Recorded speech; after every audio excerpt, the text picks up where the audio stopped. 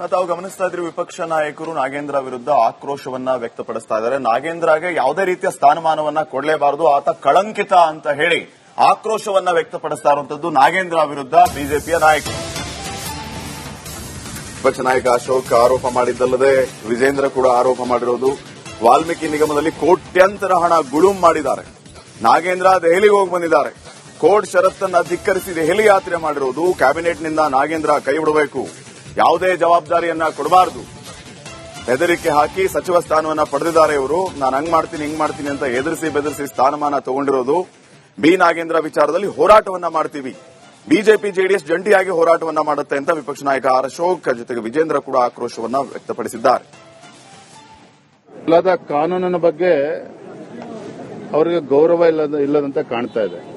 ಇದೆಲ್ಲದಕ್ಕಿಂತ ಮುಖ್ಯವಾಗಿ ಯಾವ ಮಾಜಿ ಸಚಿವನ ವಿರುದ್ಧ ಇಂಥ ಗಂಭೀರವಾಗಿರುವಂತಹ ಭ್ರಷ್ಟಾಚಾರ ಆರೋಪ ಇದ್ದಾಗ ಒಂದಲ್ಲ ಎರಡಲ್ಲ 100 ಕೋಟಿ ರೂಪಾಯಿಗಳನ್ನ ಪರಿಶಿಷ್ಟ ಪಂಗಡದ ಅಭಿವೃದ್ಧಿಗೆ ಆ ಮಕ್ಕಳಿಗೆ ಮೀಸಲಿಟ್ಟಿರತಕ್ಕಂಥ ಹಣವನ್ನ ಲೂಟಿ ಹೊಡೆದಿರತಕ್ಕಂಥ ವ್ಯಕ್ತಿಯನ್ನ ಮತ್ತೆ ಹೊತ್ತು ಕ್ಯಾಬಿನೆಟ್ಗೆ ಹ್ಯಾಕ್ ತೆಗೆದುಕೊಳ್ಳೋದಕ್ಕೆ ಸಾಧ್ಯ? ಮುಖ್ಯಮಂತ್ರಿಗಳಿಗೆ ಏನಂತ ಒತ್ತಡ ಇತ್ತು ಮುಖ್ಯಮಂತ್ರಿಗಳ ಮೇಲೆ ಆಗಲಿ ಎಐಸಿಸಿ ಮೇಲೆ ಆಗಲಿ? ಅಂತ ಏನು ಒತ್ತಡ ಇತ್ತು?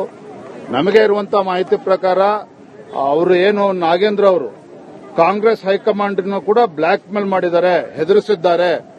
ನಾವು ಸತ್ಯವನ್ನೆಲ್ಲ ಕೂಡ ಮಾಧ್ಯಮದಿಂದ ಬಿಚ್ಚಿಡಬೇಕಾಗ್ತದೆ, ನನ್ನನ್ನು ಕ್ಯಾಬಿನೆಟ್ ತೆಗೆದುಕೊಳ್ಳದೆ ಇದ್ರೆ ಈ ರೀತಿ ಬೆದರಿಕೆ ಹಾಕಿದ್ದಾರೆ ಅನ್ನೋ ಮಾಹಿತಿ ಕೂಡ ಕಾಂಗ್ರೆಸ್ ವಲಯದಲ್ಲೇ ಚರ್ಚೆ ಆಗ್ತಾ ಇದೆ.